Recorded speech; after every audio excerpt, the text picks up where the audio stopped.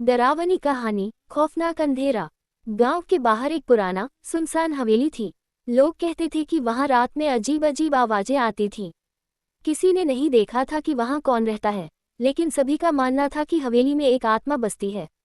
एक रात 4 दोस्तों ने तय किया कि वे हवेली में रात बिताएंगे।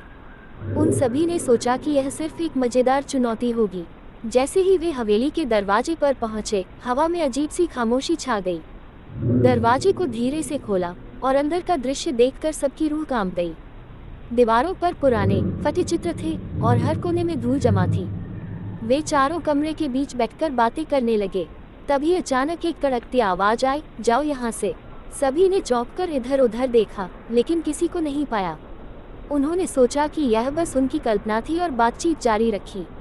कुछ देर बाद एक दोस्त ने कहा, क्या तुम लोगों ने देखा, वहाँ एक परछाई थी। बाकी दोस्तों ने मजाक में कहा कि वह बस डर रहा है। लेकिन थोड़ी देर बाद फिर से वही आवाज आए, मुझे परेशान मत करो। अब सभी की हिम्मत जवाब दे गई। फिर अचानक एक दरवाजा अपने आप खुल गया। दोस्तों ने भागने का फैसला किया, लेकिन जैसे ही वे दरवाजे की ओर बढ़े, उन्हें एक ठंडी हवा ने घेर लिया।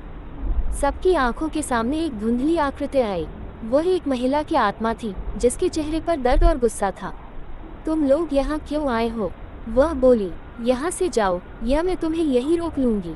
सबने भयभीत होकर दौड़ना शुरू किया। दरवाजे के पास पहुँचते ही दरवाजा अचानक बंद हो गया। उन्होंने पूरी ताकत से दरवाजा खोला, लेकिन वह नहीं खुला। आखिरकार एक दोस्त ने अपनी हिम्मत जुटाई और कहा, हमें माफ़ी मांगनी होगी। उसने कहा, हम आपकी शांति में दखल नहीं देंगे, बस हमें जाने दो। उस महिला की आंखें लाल हो गईं। कुछ पल की चुप्पी के बाद दरवाजा अपने आप खुल गया। सभी ने तेजी से बाहर भागकर सुरक्षित जगह पहुंच गए। वे वहां से भागते हुए कभी पीछे मुड़कर नहीं देखे। उस रात के बाद उन्होंने कभी भी उस हवेली का नाम तक नहीं लिया।